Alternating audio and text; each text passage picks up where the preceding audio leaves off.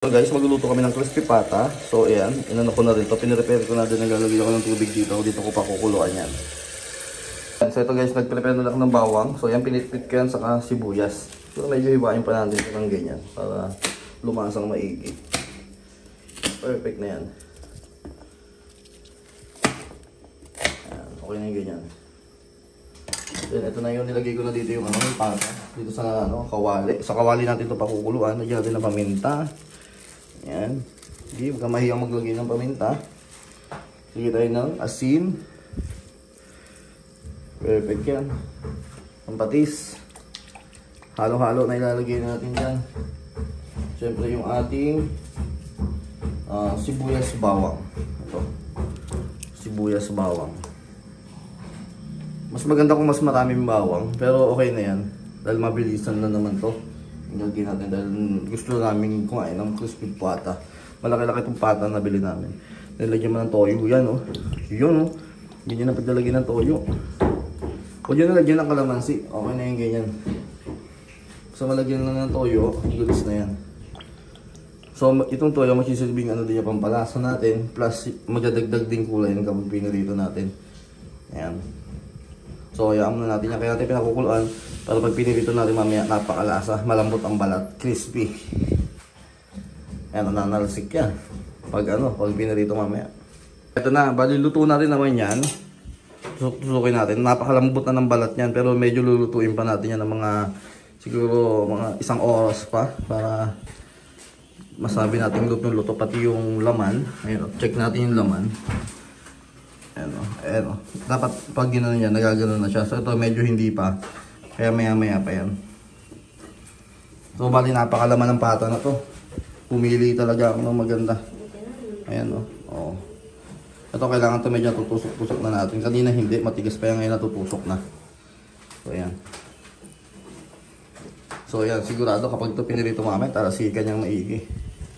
Ayan o, medyo makunat-kunat pa. Ayos lang yan. So ito na guys, luto na yung kumbaga na ang tawag dito. Napakuluan na yung pata. So napakalasa na rin yan. So ngayon pipilito na natin ito. Hanguin ko muna. So ito, lalagyan muna natin ng mantika. So siya yung maglalagay. Ayan. So sinindihan muna niya yung kalan. So ito, marami tayong mantika dito. Grabe. Solid dyan. Pero hindi natin i-deep fry. Okay na yung basta kahit yung kalahati niya okay na, goods na yun. Okay. Ayan. Ito nga pala yung mga used oil na to. Pero pwede pa yan. Ito yung ginamit namin na nagluto kami ng nakaraan. So magagamit pa rin natin yung mga gamit na mantika. Kaya walang masasayang.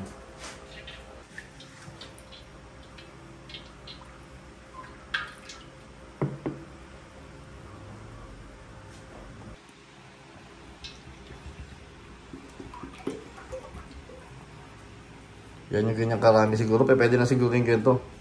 Hindi na tayo magdi-deep fry ng crispy pata. Yan. Medyo painitin muna natin to. Yan, pero hindi natin to painitin ng todo bago ilagay kasi magtatalsikan niya. Kaya medyo habang malamig-lamig pa yung mantika, ilalagay na natin yung pata. Para stig. So guys, habang hindi pa masyado mainit yung mantika, nilagay ko na. Siyempre, alam niyo na, mga takot tayo sa talsik ng mantika.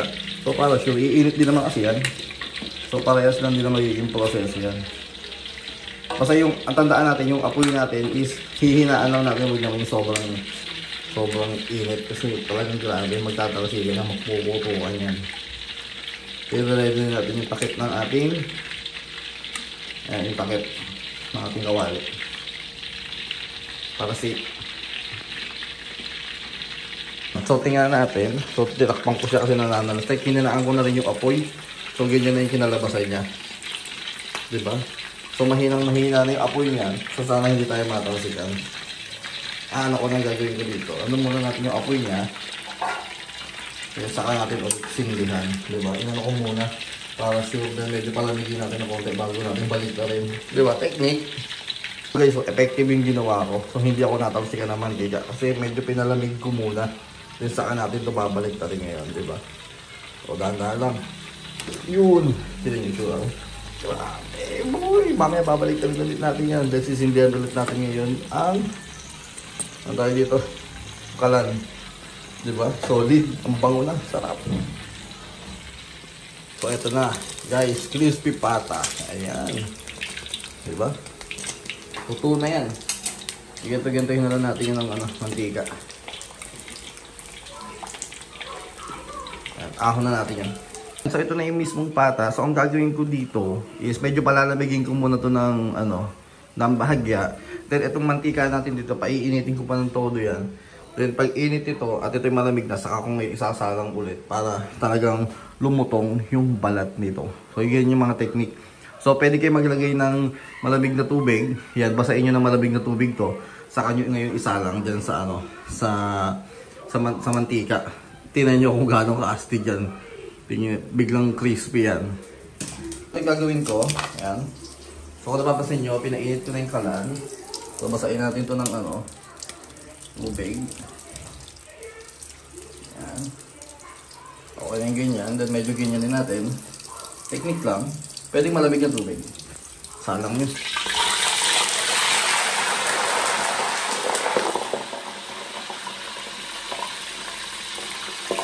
So, check natin. Grabe, solid. Kita nyo? Lalo siya naging crispy. Lalo magiging crispy yan. Ayan mga technique. Ganda ng pagkakaprito. Okay lang. So, hahanguin na natin ito.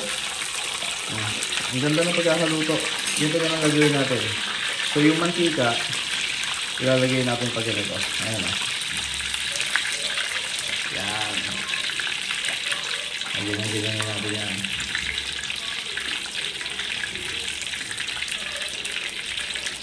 Napakalutong yan. Ito mga pangpulutan yan, pwede. Pero siyempre, hindi naman tayo nainom na. Ito pang ulam.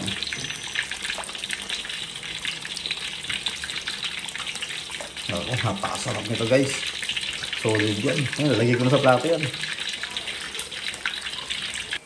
Ayan, so ito guys, luto na. Oh. Napakasarap at syempre napakalutong, napaka-crispy. Crispy pata. O, diba? Tingnan nyo naman ang itsura nyo. No? Tingnan nyo naman, balat parang ubod na ng lutong yan. O, diba? Napakasimple magluto ng crispy pata. Ganyan yung sistema namin.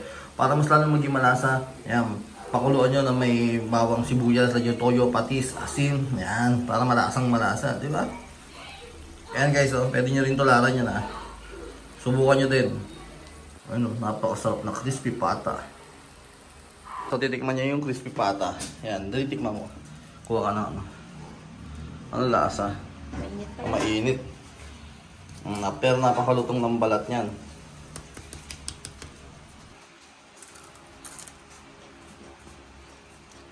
Ano lasa? Sarap. Parang yung chicharon. Siyempre, dahil templado. Di ba? Sarap yan. Kaya mag-crispy pata na rin kayo.